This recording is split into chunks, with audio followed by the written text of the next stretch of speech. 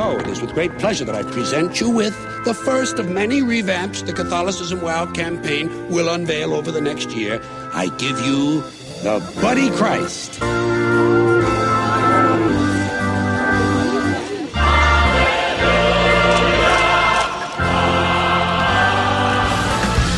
What makes a man? Is it the power in his hands? Is it his quest for glory? Now you're a man, man. Now you're a man, man. You are now a man, you're a man. I did plan on exclusively reviewing the director's cut, but that didn't seem right because that's not the version most people are familiar with. Don't worry, I'll add my opinion of the director's cut to the end. Yeah. Hell yeah.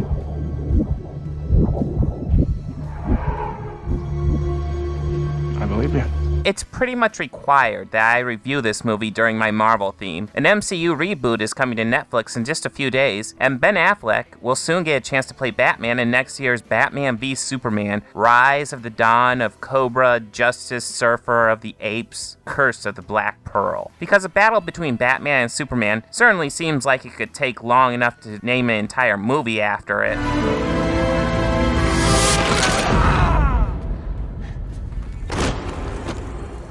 But we're here to focus on 2003's Daredevil. This was one of the early superhero films from the beginning of the genre's boom. Pretty much you had Blade, X-Men, Spider-Man, Blade 2, and then Daredevil. So it was before the genre really knew what it was doing. And sadly, this film seems to be a good example of that. Honestly, watching this film feels a lot like watching a series of action scenes with a very flimsy story stretched across to try to explain the shit that happens. Give me a few minutes, I'll try to explain.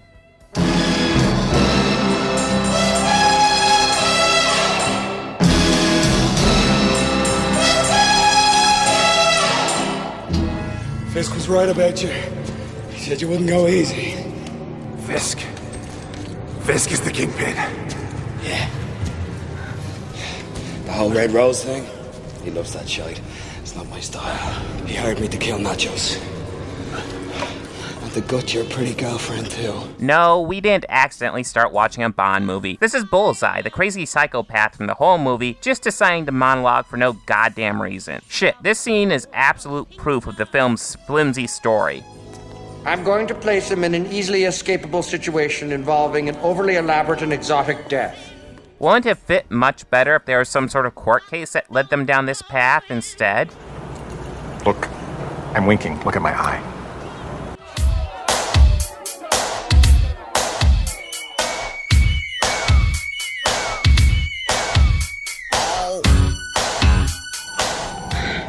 Sirens. They're coming for you. For me? Did you hear? The word's out on the kingpin.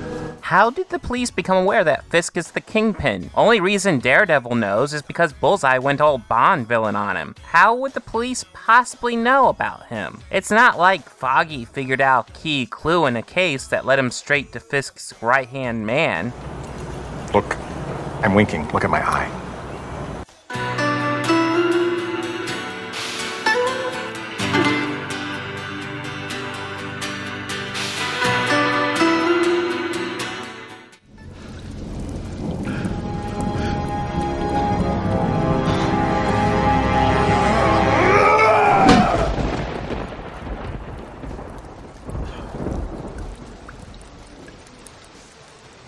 I think it's important to remember that when he goes out at the beginning of the movie, he's going out solely to commit murder. So you'll go out and kill a goon in cold blood, but now that you have the big crime boss of the whole city who is directly or indirectly responsible for the crimes committed by his goons, including the guy at the beginning, you let him live? And he just almost killed Bullseye a few minutes beforehand. Show mercy.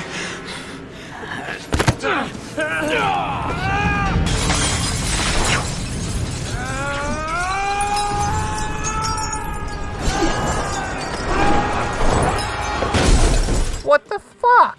Hell, the dude is even saying he'll get out of prison fast. Oh, don't worry about that. Because I'll get out. if he even goes to prison in the first place. If anyone deserves vigilante justice, it's this guy. Damn it, Daredevil, just picked a terrible time to suddenly be all anti-vigilante murder. I don't understand.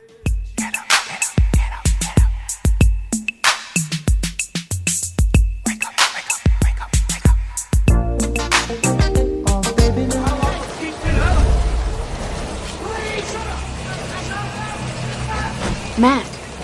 I'm sorry. I have to go.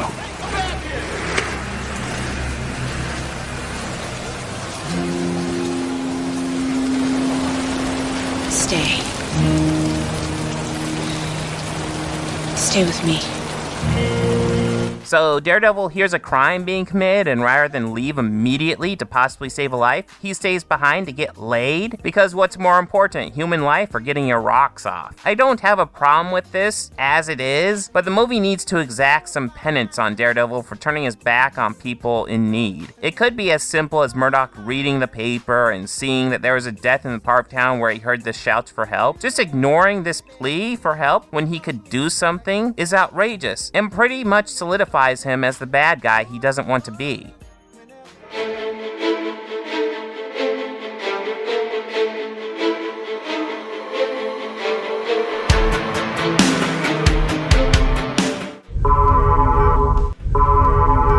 So he spent time putting his initials here just so people would know who committed the murder. I just guess he's really interested in getting the police chasing him. I don't see how that could go poorly. Not to mention, impressive job getting the lighter fluid to form two perfect Ds. You know what? Maybe he's not leaving his initials. Maybe he's just writing his favorite bra size. Makes as much sense that way.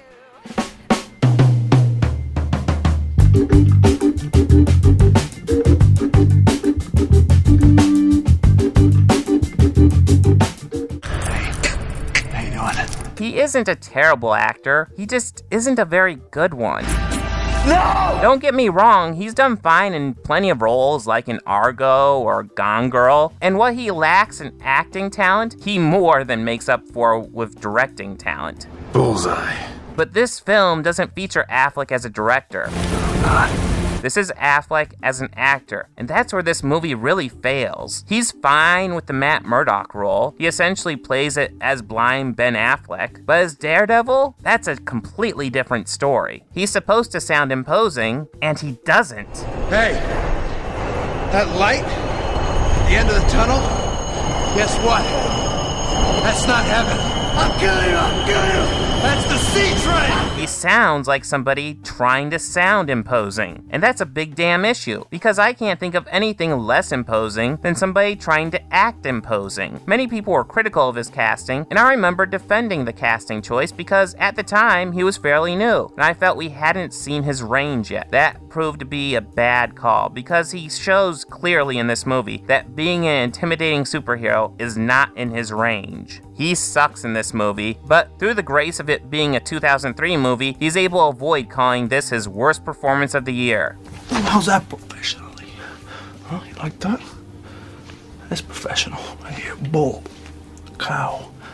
That's how that works. This movie has some stuff I do enjoy. I like the scenes where we see his blindness, like him folding his money or him doing all he can to suppress his hearing just so he can do normal day-to-day stuff. I really like Jon Favreau as Foggy. He honestly adds a lot of charm and fun to balance out Affleck's brooding. And it's a shame he's not given more to do. Michael Clarke Duncan is great as Kingpin. When he was announced, all I could think was awesome. The guy is essentially built like the Kingpin as much as humanly possible. And add to it, he's a great actor as well. Every time I see him in a role nowadays, I can't help but think what a shame it is that he's gone. Colin Farrell is easily the standout in the cast. I can't believe any of the set survived his scenery chewing. It's grade A, over-the-top cheese, and I love every second of it. In fact, I'm going to do another top 5 list. This is top 5 Bullseye crazy stares.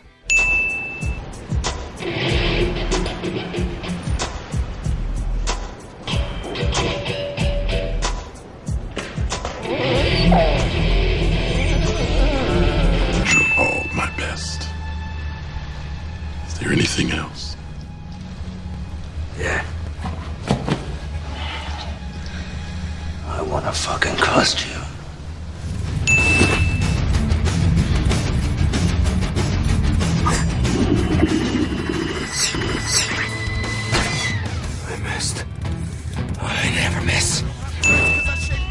bloody Irish piece of trash.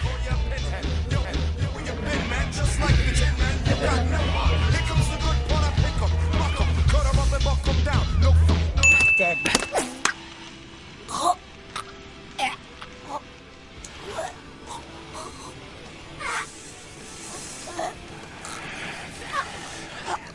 The movie feels like it could be strong, but instead, it's just rushing from one action scene to another, with only quick breaks to establish some exposition. Does it suck? Yeah. It's not the worst movie ever, but it's certainly rough around the edges. I'd give it a 5 out of 10. Of course, now we come to the director's cut, and watching this explains a lot. The theatrical cut was a series of action scenes strung together by a flimsy story. That's because the story that strung the movie together was cut out. The director's cut restores this. We see a case that sets Matt and Foggy onto a path of investigating Fisk without them even realizing it. Because of this, Bullseye's monologuing becomes unnecessary. Though him monologuing is still in the movie, even though it could be easily cut out. We also don't see Daredevil ignoring pleas for help in order to get laid, and that works much better. Having a scene where he decides to sacrifice people's lives just to get laid, and then suffers no consequences for it, just doesn't work in a superhero movie. It's important to go over why the two versions of this movie exist. When the director's cut was screened, the test audience found it to be too long and wanted more relationship stuff between Matt and Elektra. That's why they shot a love scene between the two and forced it into a spot where it has no business being. Now, I'm not gonna say even the director's cut is a great work of art, but is significantly better. Some great moments cut from the theatrical cut include Matt hearing the death of a woman he cannot save, and we also see how they have fun playing up his blindness in court. Okay, here's the arm. You got the arm there, Matt? Just reach down. There you go.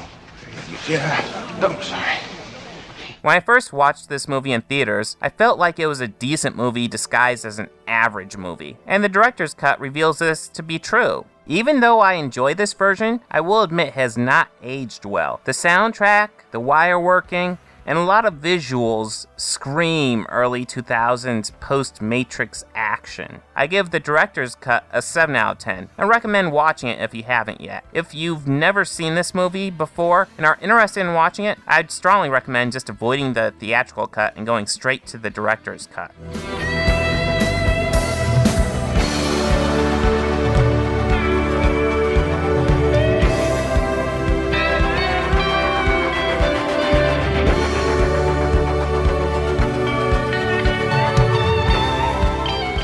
Stars and Stripes a little